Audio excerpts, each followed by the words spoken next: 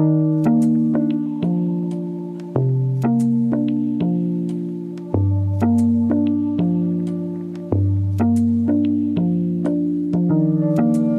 à tous et bienvenue dans une nouvelle vidéo où je réponds à une question d'une internaute. Moi, c'est Jocelyn Le Gouen, praticien en hypnose et coach en PNL. Aujourd'hui, je vais aborder le sujet de la colère puisque c'est ce qui m'a été demandé par mail. En gros, comment désamorcer une colère à la racine, repérer les signes avant-coureurs et comment aider son conjoint à gérer ces crises de colère. Alors, l'internaute qui me pose cette question est une personne que j'ai reçue en consultation à plusieurs reprises.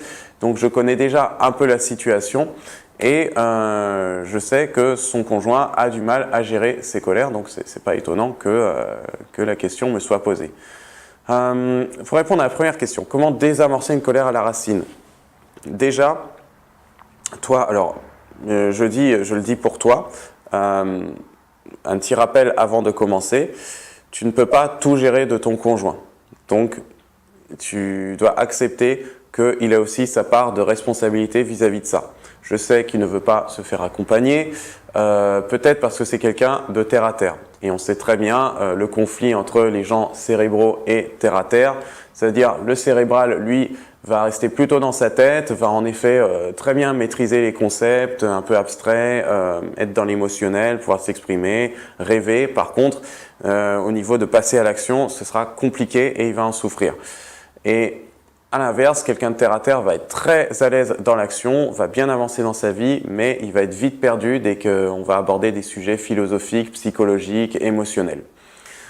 Alors, c'est vraiment, là je catégorise pour qu'on comprenne bien. Pour désamorcer une colère à la racine, tu es sa conjointe, donc tu sais ce qui pourrait l'agacer, ce qui pourrait le toucher dans la vie de tous les jours. Si tu as conscience d'une situation comme ça qui aurait pu l'agacer, qui aurait pu le perturber, demande-lui comment il se sent par rapport à ça. Ne lui demande pas « ça va ?» parce que le « ça va », qu'est-ce que ça fait? Ça donne comme réponse « oui » ou « non ». Et les personnes qui ont l'habitude de refouler leurs sentiments, d'enfouir leurs émotions, parce que c'est peut-être au niveau de l'éducation, l'ancienne génération qui a enseigné à toujours garder les sentiments enfouis en soi, parce que sinon c'est être faible, eh bien, ces genres de personnes-là qui ont été éduquées de cette façon, elles vont répondre « oui, oui, ça va, c'est bon ». Voilà. Elles vont se débarrasser de l'émotion. Par contre, ça va ressortir plus tard, sous une autre forme, et ça va retomber sur qui? Sur la famille, ou sur les proches, sur d'autres gens, à l'extérieur, toujours. Donc, demande-lui comment tu te sens par rapport à ça. Et là, tu auras une réponse un peu plus claire. Cependant, si c'est quelqu'un de pas doué émotionnellement, qu'il est terre à terre, eh ben, il va avoir du mal avec cette question. Il va avoir du mal à te répondre précisément.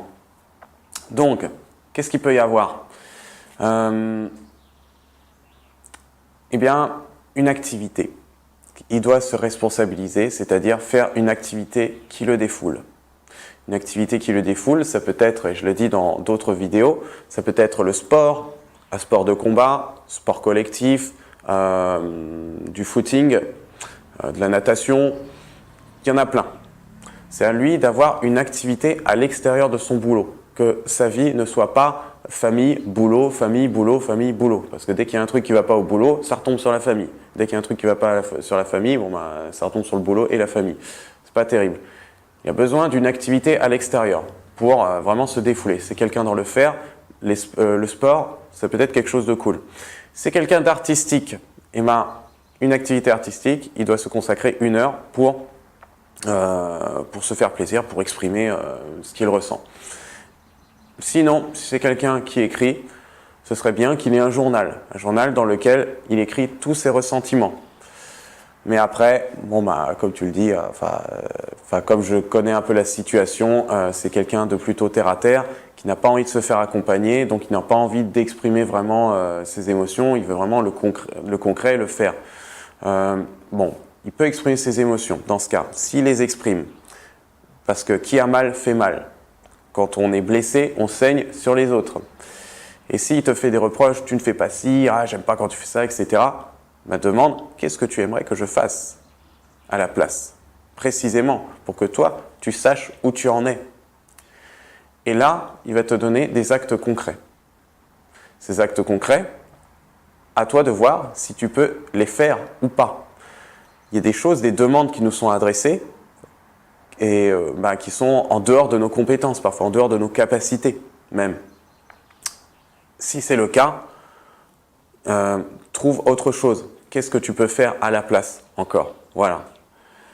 Et si tu peux, c'est super, parce que tu pourras l'aider, tu pourras vraiment être là pour lui.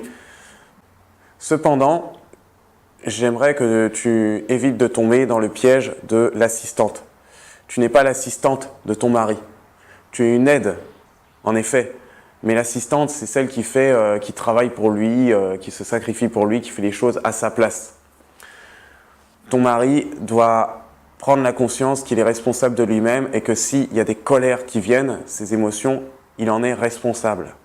Alors après, quand une personne est hyper en colère et ne se remet pas en question, va lui faire comprendre ça. Ce qu'elle peut comprendre, en revanche, c'est d'avoir une activité pour elle où elle puisse se défouler complètement. Je sais que par exemple un sport de combat ou alors un sport tout court, paradoxalement, une fois qu'on s'est bien défoulé, on n'a pas envie de se défouler sur les autres, puisque ça y est, c'est fait. Et on a exprimé notre rage, tout ce qu'on avait en nous. Donc voilà. Voilà ce que je peux dire. Et puis ça peut servir à toutes les personnes qui ont un conjoint ou une conjointe, parce que ça arrive. Voilà, il n'y a pas que les hommes qui sont impulsifs. Il y a des femmes aussi qui ont un côté masculin et qui ont beaucoup de douleur en elles et qui ne savent pas comment gérer ceci et qui n'ont pas envie de se faire accompagner, qui préfèrent être autodidactes et se prendre en main elles-mêmes. Là, ce sont beaucoup d'outils que je viens de vous donner et qui pourront vous aider dans cette démarche. Vous ne pouvez pas être l'assistant ou l'assistante de votre partenaire, je le précise.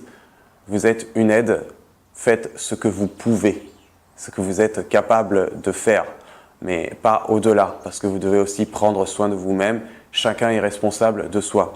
Si vous prenez soin de vous questionner quand vous êtes en colère, de trouver une activité, de vous sentir bien, vous montrez l'exemple aussi. Donc faites-le pour vous, déjà, et vous montrez l'exemple à l'autre, de manière indirecte. Peut-être qu'il le captera rapidement, peut-être avec un peu plus de temps, mais déjà, ça ne coûte rien d'essayer puisque vous y gagnerez. Je vous remercie d'avoir suivi cette vidéo jusqu'au bout. Mettez un j'aime si vous avez apprécié, un commentaire si vous voulez vous exprimer sur une situation similaire dans la vidéo. Vous voyez, je réponds à vos questions. Et partagez aussi, partagez-la à un de vos proches si vous pensez qu'elle peut l'aider. C'est important. Je vous remercie et à bientôt.